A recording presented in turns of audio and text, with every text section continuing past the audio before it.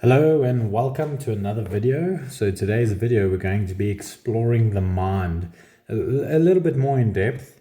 Okay, and we're going to kind of try and decode this thing. So decoding the mind. Okay, have you ever been in a situation where you've sat and thought to yourself, hey, why am I doing what I'm doing? Okay, or why do I believe a certain thing? So these are the questions that we're going to aim to try and solve in this video. So let's start by looking at memory and what memory is, right? So what does this thing called the mind store? So we all know that we have a brain, okay? So we all have a brain, and this brain functions as our hard drive, right? So hard drive. And this hard drive stores, okay, memories or things that have happened to us as videos, okay? So our eyes are the viewers in which we see the world, and our brain is the hard drive that stores what we see. So what we are actually storing is, we're not storing mental pictures per se, rather than us storing videos. We are more so storing videos. So our brain, this is why we call it mental, okay, imagery. Okay, we call it mental imagery, but it's not an image, it's a video. So we store a memory frame by frame like this.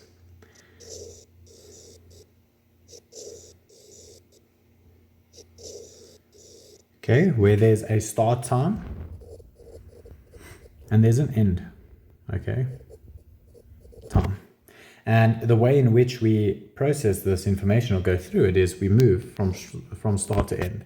So if I ask you, and like, what did you have for breakfast, for example, you can picture what you had and at this specific frame, and you could go back in time, frame for frame, to the start of you waking up, okay, and then walking towards your cupboard, getting out your cereal or making some eggs or whatever, preparing the food, sitting down, eating the food, who you had it with, what it smelled like, did it taste good, did it taste bad, were the birds singing, was it sunny, was it still before the sun came up, so on and so forth. Did you have coffee with that, or did you not have coffee with that? All of this is stored, and you can see it in your head very clearly, and you can still smell the food, you can still taste the food, you know what it felt like when you were chewing it, you know the type of conversation you had with the person who was there.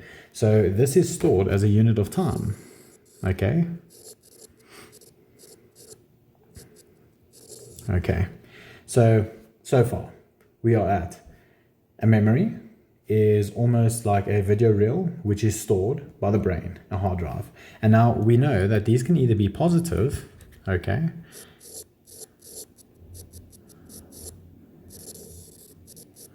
so you can have like positive mental images, and you can have negative.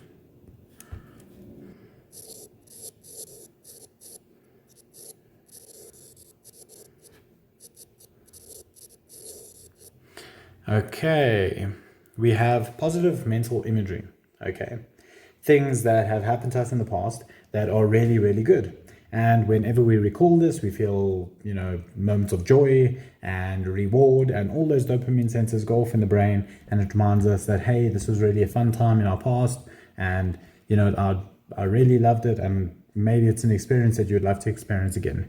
Then you have negative mental images, which work in the same way. And these images, okay,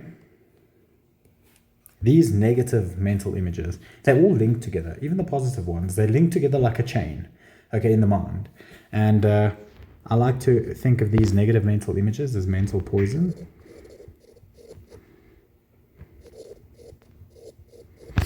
Mental poison, okay? Every time we think about these, they don't make us feel good. It doesn't put us in a very good frame of mind. Maybe we feel depressed or anxious or sad or upset or angry. It causes us to think in a lower vibrational frequency. And every time we try to expand outside of ourselves. We are at a particular point in time. Yeah, we are. Okay. And we try to expand outwards to a bigger and better version of ourselves. And every time we try and do this, the brain, almost as if it's a defense mechanism, will kind of take this mental poison or these negative mental images and shoot it in front of your head, right? And it'll sit right here, and it will kind of block you, almost block you, okay, from expanding outward, okay? And you will be kind of stuck over here. And every single time we do it, it forms a barrier around us and doesn't allow us to expand outward to a better version of ourselves. And that's pretty much all it is, right? So when we have fear of something, it usually goes back to something we've experienced in the past, where we are, let's say we want to share an idea with someone. We get an idea that we want to say something to a family member or friend or whatever, and we go, hey, I want to, share, okay, this brilliant idea that I've had. And then the mind goes and says, wait a minute, okay, let's not do that. Because this over here, this thought that you had, okay, looks a lot like maybe this negative thing that has happened in the past, okay? It looks like this. So that's not a good idea. Maybe we shouldn't do it, right? And then you, by default, are going to say, maybe you're right. And we're going to start to justify. Okay, we're going to start to justify why we shouldn't share this, okay? And why it's okay that we keep quiet. Because, again, this situation, okay, this where we're trying to expand to looks a lot like this bad situation that happened to us in the past. So in the past, this hurt us. And as a defense mechanism, we start believing that old story and we don't move forward with our life. Okay, I'm going to leave some of these drawings up here. Let's move down. Now, we as people are meaning assigning machines. Our brains are meaning assigning machines. Okay, so even though this situation over here, let's go back over here. This situation over here, it might not look like this situation down here. Okay, they're not related, but we are meaning assigning machines. We just say, well, if this one thing happened to us in the past, there's a high probability of something else happening to us again. And what you need to understand, okay, about this, these agreements that we make with ourselves, all these negative things, it's that the only way that we can store information, okay, is by agreement.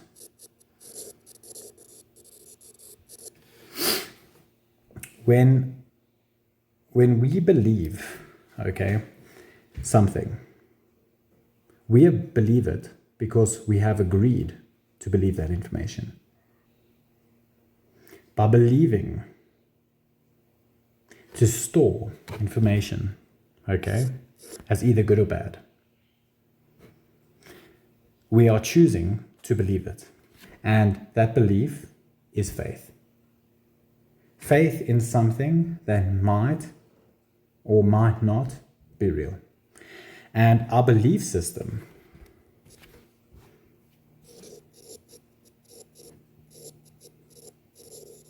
okay, it's a book of law. Okay, it's a book of law that rules our life. And this book is based on false law. Sorry about that. I had to pause real quickly because I had a plane flying overhead. So I hope that doesn't ruin the video, but let's carry on. So your belief system is a book of law that rules your life and your mind. But the thing is, this belief system is based on false law. It's things that we have agreed, it's information that we have agreed to, okay, and labeled as either good or bad. And that is why every single time you try to expand outside of yourself, you are met with doubt, you are met with adversity, you are met with sadness and depression and fear. Fear is one of the number one causes that people don't move along in life. And all of this comes from what you have chosen to believe is true about you and your story. And I read a quote once that said death, okay?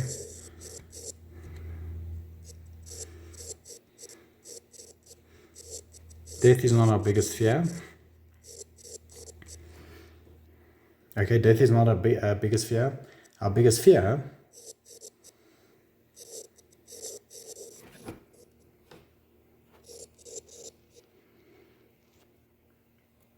is taking the risk to be alive.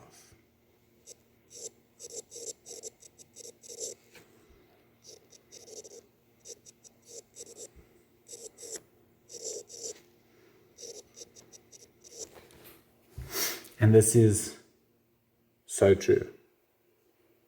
We don't want to take the risk to move outside of our comfort zone and become better versions of ourselves and take a chance on ourselves, right? We don't want to believe in ourselves, okay? Because we are scared to be alive. There's another plane flying over. Okay, there we go. It's flown overhead. Sorry about that. It is Sunday, so it seems like everyone is busy flying places today. So going back to what I was busy saying. So death is not our biggest fear. Our biggest fear is taking the risk to be alive. And most of the time, that's all it is, right? We are scared to see what we are made of. And we should just be risking that at all times, right? Risk being seen. I think Jim Carrey says this in one of his speeches that he's busy giving. You know, he says, you know, you need to risk being seen. Because he gives a story about his dad and how his dad did not pursue his dream. And his dad treated his talent of making people, you know, laugh as his second chance in life. And he said, you know, this is not a great way to live. And you should risk being seen, because most people live isolated. They don't want to be seen. They don't want to let their talents be known. And he gives a story about, you know, when people would come visit, he would fall down the stairs and he would act, right? And his dad would then joke, you know, he's not like, you know, a slice of ham, he's the whole ham, right? Because he would act when people would come over, like they would be greeted by him and he'd be falling down the stairs and making a clown of himself. But he was risking to be seen in that moment. And yeah, that's just what we have to remember. Risk being seen. So remember that nobody has abused you in life the way that you have abused yourself. You have abused yourself more than anyone has ever abused you. And the level of abuse that you take from yourself is often the level of abuse that you'll take from other people. So always remember that, right?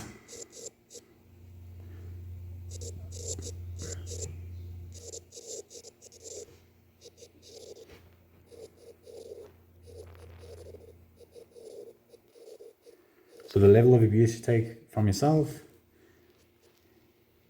okay, is equal to the level of abuse you take from others.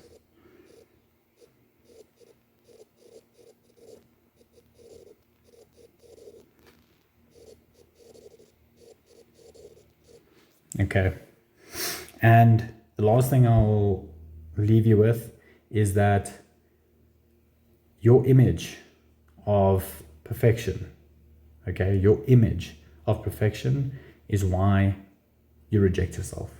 You have an image, okay, of perfection, and you say, hey, this is what perfect looks like. And everything that is not looking, okay, like this, let's get some eyelashes. Everything that does not look like this thing which I have labeled as perfect causes me to reject myself. So guys, with that being said, that concludes this video. I hope it makes sense.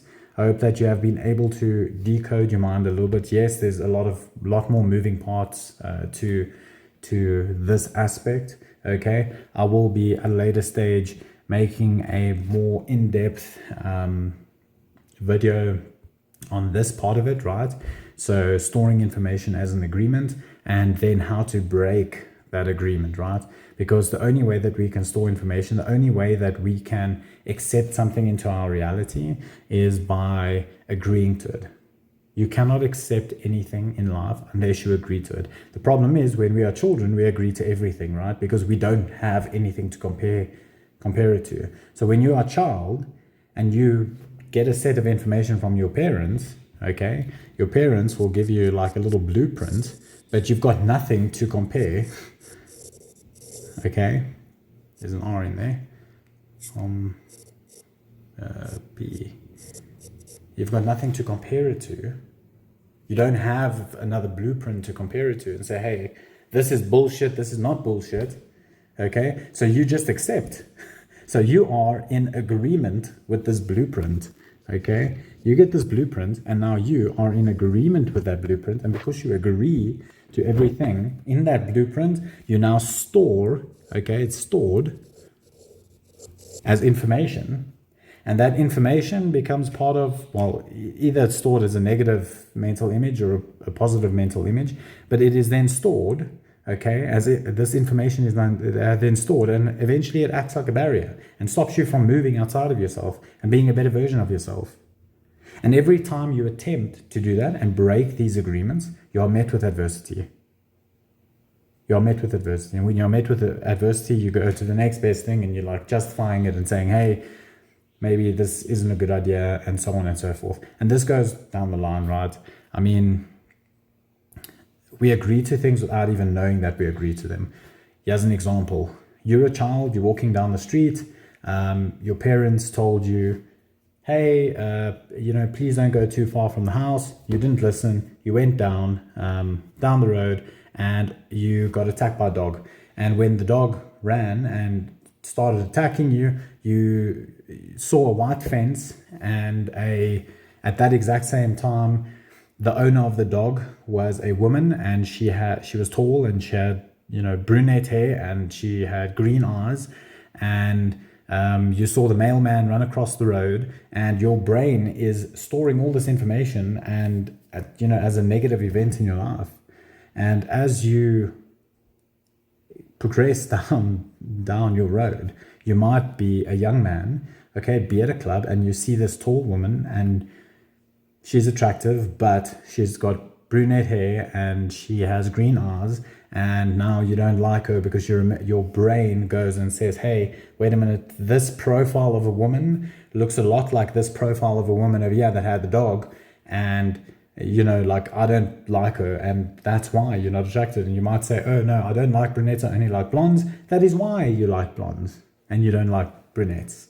And the examples are boundless and plentiful, okay? So you might also think to yourself, okay, maybe at that same point in time, your parents screamed, and now you're too scared to make a move, because every single time you try and make a move, you need mommy to hold you by the hand. And if mommy's not there to hold you by the hand and encourage you and to say to you, hey, yes, it's safe to make a move, you're just going to freeze because of everything that's happened in the past. So hope that makes sense, and we will catch each other in another video. Till then, bye-bye.